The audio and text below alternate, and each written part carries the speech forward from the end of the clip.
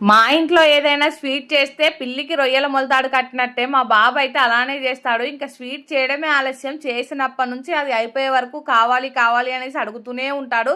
ఇచ్చే వరకు నా వెనుకనే తిరుగుతాడు. ఇంకా ఇయ్యకపోయాననుకో పెద్ద రచ్చ రచ్చే ఉంటుందండి ఇంట్లో అయితే.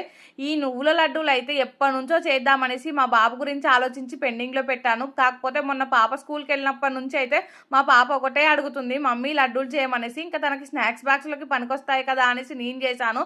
నేను చేసుడే పాపం అండి. మా బాబు అయితే చేసినప్పటి నుంచి ఇప్పటి వరకు ఒక 10-15 లడ్డూలు తినేశాడు. అన్నం మాత్రం తినలేదు. అందుకనే మా బాబుకు కనబడకుండా 2-3 ప్లేస్లు అయితే మార్చేశాను. ఇంకా అయినా కానీ అవి గుర్తుపట్టి అవే అడుగుతున్నాడు. ఇలాంటివన్నీ చేస్తే ఒక బాధ, చేయకపోతే ఒక బాధ. ఇంతకీ మీరు నువ్వుల లడ్డూలు ఎలా చేస్తారు కామెంట్ చేయండి.